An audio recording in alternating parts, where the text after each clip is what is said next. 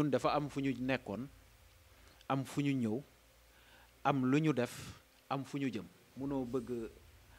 meew ba pare bañ nag bi mënut a nekk. man soxlawuma ko ma investir pour ces élections législatives jéemuma ko sax wax dëgg yàlla ndax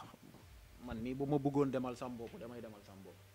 kon nag xaaruma ko ma investir. am na décision bu ñu fi jël ci présidentielle yi ñu ne Wally tey mu dee wala Wally tey mu def ne wala Wally tey mu def na loolu man ñi ma entouré du ñu ay cuune. waaw ñu nag suñuy mbir duñ ko boole ak wax l'essentiel en est que jëf la ñu gën a mën ko wax. sama kàddu démb mooy sama kàddu tey xëccoo ma ak ñoom dara man Wally li ma war a nekk man maa koy liggéeyal sam bopp yaakaaruma ko ci Pastef yaakaaruma ko APR yaakaaruma ko réew mi sama bopp laa ko yaakaaree ak ñii nga xam ne ñoom ñoo may jàppale. fan yee passé sax maa ngi gis benn waay bu dugg foofu di jéem a am lu muy def foofu te xamul ne foofu dafa am borom. Wally Ndaw li koy wàññi ci politique du loolu du xoqatal du chantage du promesse man dafa am nu may doxe te ku xam Wally Ndaw xam ni lépp loo xam ne génn na ci sama gémmiñ muy lu ma gëm dootuma ci dellu gannaaw. am na rumeur yoo xam ne nag day arranger yenn camps yi loolu def leen di dundal kon dañ leen di bàyyee ak rumeur yooyu ñu ciy dund parce que Bambilor mu neex mu naqari Wally Ndaw dafa bokk ci politiku Bambilor te Wally Ndaw xam na ne mi ngi ci xolu waa Bambilor. des jeunes qui souhaitaient ma candidature à la candidature pour être député ay message yu dul jeex yoo xam ne dañu bëggoon man ma nekk candidat pour élection législative yi mais loo gis rek àpp la am na lu ñu dëgmal lu ñu ëppal solo lu ñu gën a bëgg nañu liggéey pour loolu. asalaamaaleykum maa ngi leen di nuyu bu baax di commencer nuyoo bi nag ci sunu papa le délégué de quartier Dilo C de la cité Comico di nuyu bu baax le responsable Khady Comico muy le responsable des femmes jiite jigéen ñi nga xam ne ñoom ñoo nekk ci mouvement Yoonu Ndam di nuyu aussi sunu doyen Ñing moom aussi il est de la Comico di sunu conseil spécial di nuyu aussi Ibrahima Ka muy le coordonnateur des jeunes du mouvement Yoonu Ndam di nuyu bu baax ñi nga xam ne ñu ngi fi toog muy ñi nga xam ne ñëw nañ pour assister point de presse bi parce que da di loo xam ne sax waajuñu ko tamit nii lañ ko bëggee woon dans la plus grande discrétion. xam naa ne sax à travers doyen damay nuyu tous les responsables politiques d'abord du mouvement Yoonu Ndam dans les différents villages de la commune de Bambilor parce que nag Yoonu Ndam mu ngi fépp. point de presse bi li ko undu mooy ñun dafa am fu ñu nekkoon am fu ñu ñëw am lu ñu def am fu ñu jëm yàlla dogal on était avec la coalition Diomaye président lors des élections présidentielles et depuis boobu ba léegi amul lenn lu changé ci sunu démarche parce que nag yaakaar naa ni loolu sax du question Wally kan lay àndal ci élection législative yi du question parce que munoo bëgg meew ba pare bañ nag bi mënut a nekk. mënuñoo gagner ay élections présidentielles avec le président Bassirou Diomaye Faye ba pare di changer camp politique c'est impossible c'est d'ailleurs utopique raison pour laquelle on réitère notre engagement envers le président Ousmane Sonko envers le président Bassirou Diomaye Faye. Donc le mouvement Yoonu Ndam serait toujours derrière le président Bassirou Diomaye Faye parce que on a gagné avec le président Diomaye lors des élections passées kon ñun xaaruñu ba président Diomaye nekk président ñuy doot di ñëw pour jàppale ko. On s'est investi dans le domaine matériel, dans le domaine financier, on est aussi investi corps et âme pour la victoire du 24 mars passé. Raison pour laquelle ñun moom du bett kenn ñu ne Wally Ndaw mu ngi ànd ak Bassirou Diomaye Faye wala président Ousmane Sonko ci élection législative yi pour une majorité présidentielle c'est normal parce que nag munoo fal président ba mu falu nga ne non non kooku dama koy xeex pour mu bañ a am majorité man gëmuma loolu ak ku ñu munti investir d'ailleurs man soxlawuma ko ma investir pour ces élections législatives jéemuma ko sax wax dëgg yàlla ndax man mii bu ma bëggoon demal sam bopp damay demal sam bopp kon nag xaaruma ko ma investir wa ilaa sama xel sax nekkul pour Wally nekk député donc xelu ñenn ñi mun na dal ndax xam nañ ne Wally yëngatuwul ci daray xëccoo raison pour laquelle sunu noppi googu yëpp li ko waraloon mooy xaar ba wax jot ñun ñu wax on est derrière le président Bassirou Diomaye Faye on est toujours dans la coalition gagnante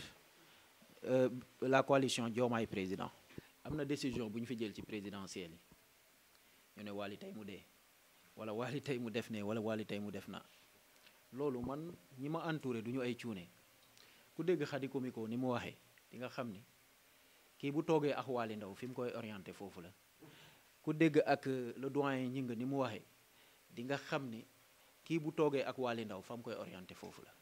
man du ma def lenn te waxtaanuma ak ñi may àndal lu ma def dan ma ko def loo waaw te xëccoowuñu dara tamit tu as vu comment le responsable des jeunes a partagé bu ko neexoon mu ne damay wax mais automatiquement dane ñii lu ñu wax doy na kon nañu yeggale le mouvement c'est comme ça se déroule comme ça vraiment dama leen di remercier bu baax di remercier aussi l'ensemble des responsables politiques des villages de la commune de Bambilor parce que nag Wally Ndaw nekkatul Wally wu Médina Bambilor kooku ñëpp xam nañ ko xanaa ku mu neexut wala boog ku bëggul Wally moom mooy wax leneen mais comme li ñuy wax rek waaxu gileemu xajul ci pantre te li ci kanam raw li bët en tout cas gars yi ñu ngi liggéey ñu ngi ci liggéey bi di def li ñu war a def waaw ñu nag suñuy mbir duñ ko boole ak wax l'essentiel en est que jëf la ñu gën a mën ko wax waaw loolu moom yaakaar naa képp koo xam ne xam na Wally Ndaw rek vraiment loolu nga ko xamee te tamit Khady Komiko noonu lay doxe Gningue noonu lay doxe les autres responsables aussi du mouvement noonu la ñuy doxe raison pour laquelle saa yu ñu génnee rek ñu ne lii lan la est-ce que lii ay nit la lan moo waral lii lan moo def ne loolu nag liggéey moom moo koy maye liggéey bi nag le doyen l'a dit ñun sunu lépp ci suuf lañ koy def d'ailleurs à partir de 21h 22h la ñuy génn fixer sunuy rendez-vous dem seeti ñi ñuy waxtaanal waaw tekk boo gis rek am na fu mu jëm kon sunu tekk bii nii am na lu tax ñun ñu defoon ko et je vous garantis que tey bu fekkonte ne woon tey dañ ne dañu resté woon ci logique bi nga xam ne moom la ñu resté woon appeler tous les responsables politiques des villages yaakaar naa tey Bambilor bu subaa débat bi dina gën a yaatu kon nag loolu dañ koy aj ba beneen ñaanal ñi nga xam ne dinañ leen investir ci liste Pastef bu Bambilor à travers may nuyu le coordinateur Moustapha Seck aussi Ousmane Rougui Sow maa ngi koy nuyu waale bu baax di nuyu aussi vraiment képp koo xam ne daal yaa ngi ci Pastef di yëngatu vraiment pour la réussite du parti parce que ñun dañu ñëw pour doole leen rek sama kàddu démb mooy sama kàddu tey xëccoo ma ak ñoom dara man Wally li ma war a nekk man maa koy liggéeyal sam bopp yaakaaruma ko ci Pastef yaakaaruma ko APR yaakaaruma ko réew mi sama bopp laa ko yaakaaree ak ñii nga xam ne ñoom ñoo may jàppale ci ñooñu laa ko yaakaar mais yaakaaruma ko ci parti waaw parce que local yi amaguma ci ndigal maa ngi déglu les gars rek les responsables comme li ñuy wax rek man moom dañ may yónni rek buñ ma yónnee ma dem buñ ma yónni wut ma toog ñoom lay déglu wax dëgg yàlla comme amaguma ci ndigal nag awma ci sañ-sañu wax ci raison pour laquelle xam naa loolu moom dañ koy bàyyi ba ñu jox ma ndigal rek incha allah. xool ñi fi toog nii à part Wally mi fi jógee Ousmane Ibrahima Ka amul kenn ku jóge Médina Bambilor loolu nag ñun ñoo xam lu tax ñu def ko Komiko ñun ñoo xam li tax ñu woo leen ñu ñëw toog parce que loo gis dafa am nit sax ruux moo koy dundal waaw kon nag le mouvement yoonu ndam ruux bi mooy Médina Bambilor ak Komiko tey nag Wally existence am tey Komiko ñii ñoom ñoo ko waral ñii toog ñoom ñoo tax Wally tey kenn fan yee passé sax maa ngi gis benn waay bu dugg foofu di jéem a am lu muy def foofu te xamul ne foofu dafa am borom comico moom samay jaamu joolaa ñoo fa nekk ak samay jaamu pël kon foofu du buntu affaire bi du foofu Waly Ndao li koy wàññi ci politique du loolu du xoqatal du chantage du promesse man dafa am nu may doxe te ku xam Waly Ndao xam ni lépp loo xam ne génn na ci sama gémmiñ muy lu ma gëm dootuma ci dellu gannaaw waaw kooku nag ça veut tout dire waaw amul ku ma dul woo ci Waly dégg naa lii dégg naa laa dégg naa non ma ne li ma leen di tontu ndax man da ngeen ko dégg ci sama gémmiñ wala ci ñi nga xam ne ñoom ñii luñ la wax ci man moo am ñi ma wër nii luñ la wax ci man moom moo am mais à part ñii luñ la wax ci Waly c'est des rumeurs am na rumeurs yoo xam ne nag day arranger yenn camps yi loolu def leen di dundal kon dañ leen di bàyyee ak rumeurs yooyu ñu ciy dund kon nag man moom dama leen di gërëm sant leen nuyu waa Bambilor village parce que nag man mun naa wax ne Medina Bambilor laay yeewoo mais biir Bambilor lan ma gën a bëgg maanaam à chaque fois dama leen koy wax ci sunu réunion yi Medina Bambilor parce que Bambilor mu neex mu naqari Waly Ndao dafa bokk ci politiku Bambilor te Waly Ndao xam na ne mi ngi ci xolu waa Bambilor kon waa Bambilor maa ngi leen di gërëm di leen sant surtout la jeunesse di remercier aussi la jeunesse de Dène je peux vous montrer des messages yoo xam ni des jeunes qui souhaitaient ma candidature à la candidature pour être député ay messages yu dul jeex yoo xam ne dañu bëggoon man ma nekk candidat pour élection législative yi mais loo gis rek àpp la am na lu ñu dëgmal lu ñu ëppal solo lu ñu gën a bëgg nañu liggéey pour loolu lii nii ñi nga xam ne man dama leen fa fekk ci parti bi am na ci ku ma ci waxtaanal pour ne pas citer son nom bien avant élection législative yi 5 mois ou bien 6 mois avant partagé naa ci ak moom waaw ma ne ko bu ma sañoon yow nga nekk député parce que man dama la fekk ci parti bi li ngeen daj ci parti bi ñun dajuñu ko kon day ñàkk fayda lool man ma ñëw ñu dégg ñu ne Waly Ndao mu ngay xëccoo ak diw wala diw pour ay candidature député et cetera waaw donc vraiment loolu moom jégal naa leen ko di nuyu nag l'ensemble des village boo xam ne déggoo ma tudd sa tur mun naa ci jaar Gorom 2 mun na parce que samay responsable politique ñi ngi fa bu baax a baax sax Gorom 1 même chose jak saaw mu ngi fii am na sax ku fi toog mu ngi fii ci jotaay bi mbëtt sama mbëtt la mbéy sama mbéy la loolu nag bu ma ko waxee dina am koo xam ne xam naa mun naa mu woo ma téléphone mais mbéy sama mbéy la waya mbaam sama waya mbaam la ngenduuf sama ngenduuf la ndax samay jaami pël ñoo fa dëkk Déni Biram Ndao Nord Déni Biram Ndao Sud sama maam moo ko xàlli muy Biram Ndao kon man Déen la ma dëkk waaw man doomu commune bi laa kon bu ma taxawee ëllëg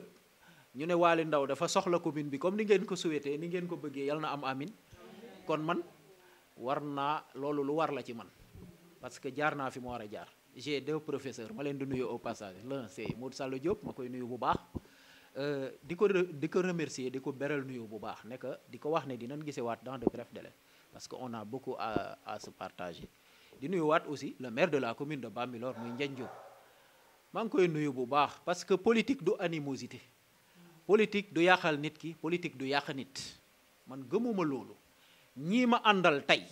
muy coalition suba bu ñu defoon lu ñu warta def man maay njëkk a taxaw dénoncé ko le président Diomaye bu defoon lu mu warta def man maay njëkk a taxaw ci commune u Bambilor wax ci man du ma dox ak nit wala ma ànd ak nit ci yaa ma neex waaw à travers cela may lancé waale un message au président Bassirou Diomaye Faye ne ko gis nga am na loo xam ne dañ koy wax man bokk ñu ci daan dox ma koy gis mu ma doon naqari même bu fekkente ne munta ñàkk na wàññeeku parce que convoquer des gens par rapport à des propos yoo xam ne vraiment yu ñàkk fayda la nit ki mooy ñàkkal boppam fayda man Waly du ma ko def du ma jàkkaarloo ak nit ci ay médias naan ko da ngay fen du ma ko def je ne le ferai pas nit ki bu respecté boppam rek am li mu bëgg mais nit koo xam ne tout le temps day toog di saaga di def nit ñi sénégalais yeewu nañ de telle sorte que déglootuñu nit ñi nga xam ne dañuy dénigrer wala ñuy saaga wala di wax di n'importe quoi loolu ñi koy def ñoom nañu xam ne noonu la ñu toll seen tolluwaay la donc man may lancé waale un message au président Bassirou Diakhar Faye maa ngi koy vraiment ñaan nekk gis nga am na loo xam ne ñi fi nekkoon lan daan def ba ñëpp a jéppi leen buñ ca teg seen tànk ñii saaga nañ leen bàyyi ñu saaga parce que saaga taxut nga falu saaga taxut nga am dara. Ousmane Sonko a convaincu les Sénégalais pour être le PM de la République ba tey jii lépp lu mu wax ñu par des idées hein, par des idées. Le discours qui m'a séduit envers Ousmane Sonko c'était le discours à l'Assemblée lorsqu'il parlait de la fiscalité loolu moom moo tax ma intéressé wu ci Ousmane Sonko topp ko donc et donc le président Bassirou Diomaye Faye qu'il obtienne vraiment la majorité à l'Assemblée au soir du 17 donc ma leen di nuyu bu baax soxna Khady yow awma sa fay lépp loo wax ci man rek vraiment man sama tiitar nga et incha allah dans les jours à venir yàggul di nga ñëpp dinañ xam lu may wax te ñëpp dinañ la dégg le doyen ñi nga aussi ma koy beral nuyu bu baax moom ngeen gis am na ñeneen waaw donc Wally bu jëlee décision rek wala mu wax ñu ne kan ci kan la nekk wala lan ak lan ñii ñoo nekk sama gannaaw ak ñeneen loolu nag du lu ñuy wax léegi mais dans les jours à venir incha allah dinañ gis lu bëree bëri en tout cas may nuyu la jeunesse de la commune de Bambilor ndax samay jeunes lañ ci man la ñu far man la ñu bëgg loolu lu leer nañ la waaw di nuyu aussi toutes les femmes de la commune de Bambilor di nuyu le xalif de Bambilor muy Thierno Amadou Ba di nuyu sama sëriñ sama lépp muy aussi El Hadj Malick Ba muy sama mag la sama sëriñ la sama péete la kooku ñëpp xam nañ ko di nuyu aussi sama sëriñ muy doomu xalif bi muy Omar kooku mooy sama sëriñ moom laay wax sëriñ sax ci kanamu papam donc maa ngi koy nuyu bu baax di nuyu le chef de village de Bambilor tous les chefs de village de la commune di nuyu bu baax a baax aussi vraiment sunu délégué de quartier yi ak chef de village yi nga xam ne ñoom ñoo ëmb commune bi vraiment kontaan nañu bu baax remercier suma mbokk joolaa yi toog ñoom ci nebaa ji nga nuyul ma waa Comico nag nuyul ma leen bu baax man moom Comico sama Comico la waaw man d'ailleurs gars yi sax dañ maa dóor 7-0 te bëgguma woon mu demee noonu xam nga di jégalu bu baax merci beaucoup. Je profite de l'occasion pour saluer le président du mouvement, ensuite saluer le délégué de quartier de l'îlot C de Comico, saluer aussi l'assistance, la responsable des femmes et l'assistance. Je pense que votre question, c'est de savoir le pourquoi nous avons soutenu le président, la voie présidentielle. Maintenant que tout le monde sait que le pays a pataugé de 2012 jusqu'au mois de mars 2024, et cela est dû à la malgouvernance de ce que se disait responsables et qui nous ont montré en particulier aussi de quel style ils étaient. C'est pourquoi vraiment on est forcé de reconnaître qu'on n'avait pas en face de nous un régime au pouvoir digne de ce nom. Parce que nous on croyait avoir en face de nous des patriotes sincères, une démocratie vertueuse, de parole, de dignité et de respect. Mais on avait en face de nous des antidémocrates, des fossoyeurs de la République. 80 Sénégalais sont morts. 80 Sénégalais souteneurs du projet sont morts. 1500 personnes parmi nous ont connu la prison. C'est pourquoi on avait lancé un appel au peuple sénégalais de leur donner la sanction de leur mauvaise gestion et de donner à Bassirou Diomaye Faye, Bassirou Diomaye Faye, mandat pour assainir, pour que d'abord la démocratie soit ce qu'elle doit être, et pour ensuite une gestion sobre et vertueuse par rapport au pays. C'est la raison pour laquelle Yorundam, qui s'est inverti, comme le dit le président corps et âme, qui a battu campagne, qui a investi tous ses moyens logistiques, financiers, pour quand même porter le président Diomaye à la tête du pays avec plus de 54%. Moi, je pense que cela est dû. C'est à cause de ça que nous avons soutenu le président Diomaye. Maintenant, par rapport aux élections législatives, je pense que nous avons entamé des travaux. Je pense que c'était le jeudi. Bon, travaux qui se sont salués pour réfléchir par rapport aux élections législatives. Travaux qui se sont poursuivis les vendredis, les samedis et les dimanches. Pour confirmer ce qu'a dit le président, nous avons décidé de rester là où on était, c'est-à-dire le président Diomaye Faye. Pour l'implantation du mouvement, je pense que c'est une démarche. Dañu ñaan mu nekk mouvement bi nga xam ne bi moo gën a structuré waxuma ci commune Bambilor mais dans le département de Rufisque parce que nag ñun xamante nañ suñu biir xam nañ ku su nekk gars yi li ñuy fonctionner et pour ce comme président ni mu ko waxee président députation yi ñun wutuñu si dara mais nag y a des échéances à venir quand même yoo xam ne yi ñun on ne fait pas de la politique, nous ne sommes pas venus pour faire de la figuration. On est venu pour briguer un mandat au niveau de la commune de Bambilor. Et pour ce, c'est un travail de terrain. C'est pourquoi, on a parlé tout à l'heure du secrétariat permanent. Allez-y parler à d'autres qui politiques. Qu'est-ce que c'est que ils ne le diront pas. Donc, nous, on est en train de faire un travail sérieux. Quand vous dites les la responsable des femmes est là. Le responsable des jeunes est là. Il y a d'autres responsables. C'est ce qu'on appelle les mouvements internes. Ils sont là, ils font leur travail. Ils sont membres du secrétariat permanent. Donc, je pense que envisage des tournées au niveau de Bambilor, je pense que là, si nous parlons, à Koutitol, vraiment on est en train de faire un travail sérieux. L'utilisation, c'est au niveau peut-être buñ ci paré dina ci gëna wax amna liggéey bo xamné bi nek nañ ci paré guñ ci suñ ci paré dina ci gëna mëna communiquer quoi. Assalamu alaykum ma ngi nuyu ñi fi teew yépp ma leen di ziar di leen sargal di nuyu Pakundul suñu délégué de quartier ñing ma ngi lay nuyu bu baax di la ziar waye ma ngi nuyu tamit responsable yi nga xamné ñu ngi fi teew di beral nuyo président Wali maa ngi lay beral nuyoo di beral nuyoo sa responsable yi nga xam ne ñu ngi fi teew yépp waaw macha allah loolu moom soo ma ko laajee dinaa ci sawar a tontu parce que dañoo ànd ak suñu président muy président Wali mu taxawal mouvement yoonu ndam nekk ci jàmbaar nag macha allah di jàppale góor ñi waaye di jàppale tamit jigéen ñi pour yaatal liggéey bi awma ci problème macha allah. Parce que moom ku ko xam-xam ko ci njàmbaarteem ak gëm boppam ndax du ragal te du yaafus kon bu taxawalee dara ñun dañuy kontaan lool sax pour liggéey ak moom parce que jàppale bi mi ngi fi